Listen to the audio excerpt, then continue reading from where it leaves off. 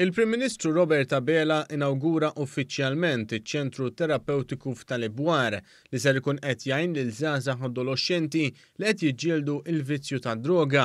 Dan b'investiment mill-Gvern ta' 4 miljun euro u b'nefqa rikurrenti ta' miljun euro fis-sena.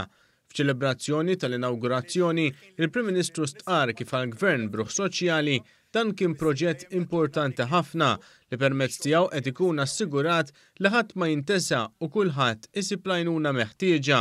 Stqar kif l-għan ewlieni jibqa' wieħed li ħadd ma jkun iġġudikat u meqjus ta' kriminal meta mhuwiex. Huwa l-aqwa investiment li stajna nagħmlu biex kull persuna li jixirqilha ċans ieħor fil-ħajja ngħid mhux ċans, 2, 3, 4 u anke iżjed.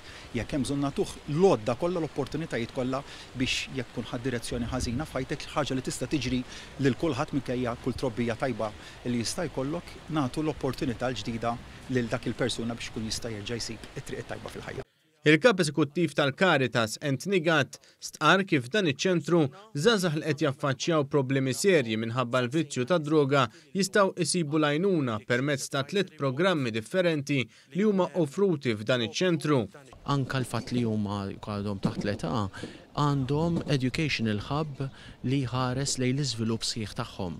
Allura għandek courses akkreditati f'dik li hija l-agrikoltura, l-isport, l-industrija tal-ospitalità, id-digital media, il-carpentry u anke suġġetti formali li jkunu qed jiġu malma permezz dawn is-suġġetti applikati.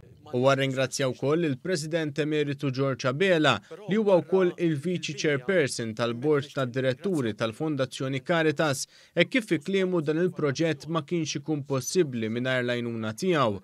L-Arċisqof Charles Scicluna wkoll irringrazzja lill-Istat ta' dan l-investiment sabiex iż-żgħażagħ li għandhom bżonn ikunu mejjuna sabiex jiksbu lura r-riedni ta' ħajjithom f'idejhom. Il-Ministru għas-Solidarjetà u l-Ġustizzja Soċjali, il-Familja u Drittijiet tat-Tfal Michael Falzon stqar kif dan il-Gvern qed jara li ħadd ma jitħalla waħdu u li kull min għandu bżonn jingħata it-tieni ċans.